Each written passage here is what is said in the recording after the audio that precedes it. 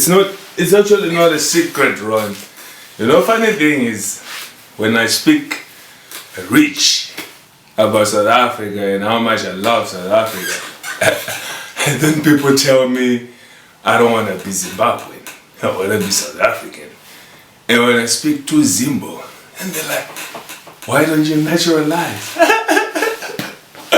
So, yeah, man, I don't want y'all to misunderstand me at all. My stance is illegal, undocumented. Nah, cool. My stance is, if people apply, let them get the outcomes. My stance is, the same constitution we value and humble, let it work for everyone, right? So my stance is, in life, you have to stand for something. So if anyone will understand me, I'll always stand for something that I believe in. Am I bitter against the South African government? Not a chance. You know, I love South Africa. You know, without South Africa giving Liberty shelter, documenting him the first time they did back in 2005 in Port Elizabeth, Liberty Bwanali would have never traveled the world like that.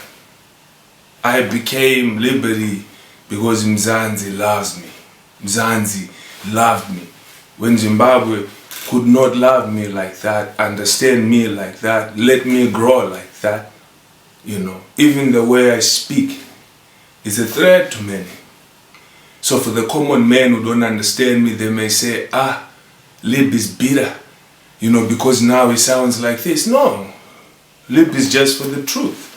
That's all I'm seeking. Illegal people are wrong. To stay undocumented in any country is wrong. To steal is wrong. To rape is wrong. All things that are wrong. So nah, bruh. I love Mzansi. I'll always love Mzansi. You know. Bruh, I went to Europe for the first time in 2010. You know. Went back 2011. Went back 2017. Been to Namibia. I've seen a lot through how Mzansi allowed me to be.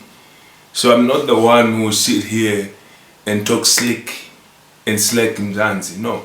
We're just talking about rules and regulations which has nothing to do with Mzansi. You know, I love the people, you know, I love the cultures that are diverse. Hence why I work so hard in the system to try to better that system.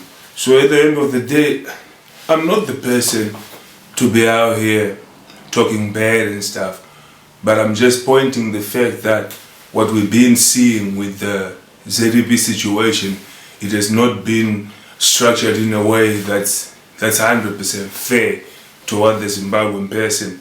So can he just get some fairness? Can he get some clarity? You know, if he can't qualify, he does not qualify. You know, where he qualifies, can he be treated with some respect? That's all I'm asking here. That's all. And just to clarify, everything of mine is perfect. All documentation, everything is in order. You know, Lib Connect Africa, we've been working so hard. I mean, things are good there. So the accountant are just having to finalize. So I'm not worried for me, you know. So people must never misunderstand me. When I speak, I'm not even speaking for me. Mostly I'm speaking just for the common person. Why? Because if we don't speak, right now it's just this topic we're dealing with, but maybe tomorrow there's an issue that affects you as a brother, you know, as a sister, as a human being, whereby we may need to speak about on your behalf or for you, you know. So we should never silence a voice that tries to reason for everybody else who may not have a chance to reason, you know. And as I said, I'm not doing this for likes, I'm not doing this for popularism. I could be doing so much other things and not this, but in life, you see, we all have to stand for something or you die for nothing. So now I'm not bitter at all. I love Mzansi, I love Zim. I just thought and wish he would have loved us to give us the courage you know, the independence, the freedom we have to even, you know, vocalize, you know, and you'll never hear me ever, you know, dissing, say, the ministers, the president, or talking vulgar like that. That's not how we were brought up. I'll never start here, you know. So at the end of the day, we will always question processes, which everybody should question processes. That is a democracy and part of that constitution that we all love and understand. So yeah, man, that's what